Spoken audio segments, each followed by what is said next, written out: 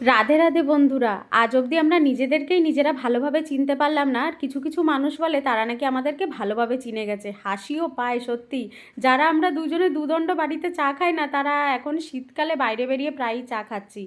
তো দেখো, আমার এই শাড়িটা নিয়ে আবার চলে গেলাম ম্যাচিং জুয়েলারি কিনবো বলে। এই শাড়িটা নিয়ে যাচ্ছি ব্লাউজ কিনতে, জুয়েলারি কিনতে, মানে কী যে করবো বুঝে উঠতে পারছি না।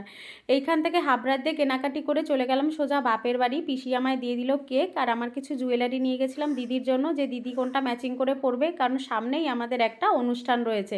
আর মনা টুকি টুকি খেলছে, যেহেতু আমাদের দুদিন পরেই সামনে একটা অনুষ্ঠান রয়েছে যেখানে দিদির আমার দুজনেরই নিমন্ত্রণ, তাই আমরা এত কেনাকাটি জুয়েলারি কালেকশন এইসব করছি। আর বাড়ি ফেরার পথে নিয়েছিলাম গরম গরম রুটি। দেখো, আঁচে ভাজছে রুটি। আর ছোটোবেলা থেকেই শুনেছি গ্যাসের থেকে আঁচে ভাজা রুটি নাকি খুব ভালো হয়। আর কি সুন্দর ফুলছে রুটিগুলো, মানে দেখেই দারুণ লাগছিল। কিন্তু আমি কিন্তু বাড়িতেও বানাই রুটি। সেদিনকার একটু বেশি দেরি হয়ে গেছিলো বাড়ি ফিরতে, তাই ভাবলাম দোকান থেকেই কিনে নিয়ে যাই। কিছু কিছু সম্পর্ক জানো তো, রক্তের সম্পর্ক না হয়েও কত ভালোবাসা সম্পন্ন হয়।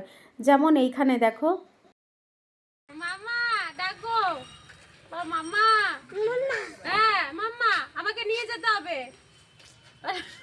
আমি তুলে দেবো, তোমার কাজ করে দেবো। তাই গাড়িতে বসে আমি যাবো। আসো আসো আসো, যাও। ওর মানে চারিদিকে এত ভাগনা ভাগ্নি হয়ে গেছে, আর সব বাচ্চাদের সাথে ওর এত মেলবন্ধন হয় কি বলো। বাচ্চারাও ওকে ভালোবাসে আর ও বাচ্চাদেরকে খুব ভালোবাসে। এই দেখো, ওর লাল গাড়িটা এত পছন্দ হয়েছে মোহিনীর, এই দেখো লাফিয়ে লাফিয়ে নেমে পড়ছে ওর মধ্যে। তারপরে সন্ধ্যাবেলা একটু বানিয়ে নিলাম কফি। রোজ রোজ কি বাইরের থেকে আর চা খেতে ইচ্ছা করে, তাই আমি ওকে বললাম চলো বাড়িতেই কফি বানানো যাক। চা আমরা সত্যিই দুজনে খাই না বাড়িতে, না গরমকালে না শীতকালে। এই শীতে কি হয়েছে কে জানে, বাইরে থেকে প্রায় বেরিয়ে চা খাচ্ছি।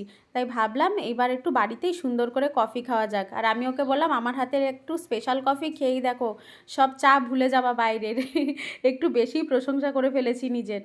যাই হোক, তারপরে অনেকক্ষণ দিয়ে জাল দিয়ে দিয়ে পুরো ফেনা ফেনা করে দিয়েছি, অনেকটা আমুল দুধ দিয়ে দিয়েছিলাম এর মধ্যে। তারপরে বানালাম আমার হাতে স্পেশাল কফি, আর এত দারুণ হয়েছিল। আর সাথে ছিল চিকেন পপকর্ন।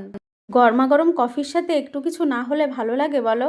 তো ও তো পুরো অবাক হয়ে গেছে যে মানে এত কিছু কি করে অ্যারেঞ্জমেন্ট হয়ে গেল।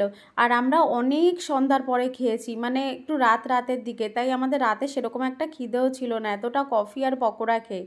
পরের দিন সকালবেলায় ওর পছন্দের বানালাম রুটি। ও গরম গরম রুটি খেতে খুব ভালোবাসে, ওর কাছে শীতকাল গরমকাল কোনো কথা না, রুটি হলেই হলো। তাই আমি বানিয়ে নিলাম সকালের ব্রেকফাস্টে রুটি আর তরকারি। দেখো, কিছু ফুল ছিল, আবার কোনোগুলো আবার ঠিকঠাক ফুল ছিল না। যেহেতু আমার কাছে উনুন নেই, তাই আমি আর আঁচে রুটি সেঁকতে পারি না, কিন্তু গ্যাসের এখানেই আমি ভালো করে সেঁকে তারপরে রুটি করি। তোমরা জানিও আমার আজকের ভিডিওটা তোমাদের কেমন লাগলো। যদি ভালো লেগে থাকে তাহলে অবশ্যই লাইক কমেন্ট শেয়ার করো, আর ফলো করে দিয়ে পাশে থেকো। আর তোমরা কিন্তু অবশ্যই জানাবে যে এই শীতের সময় তোমরা রুটি খেতে বেশি পছন্দ করো নাকি ভাত খেতে বেশি পছন্দ করো। ওকে, টাটা।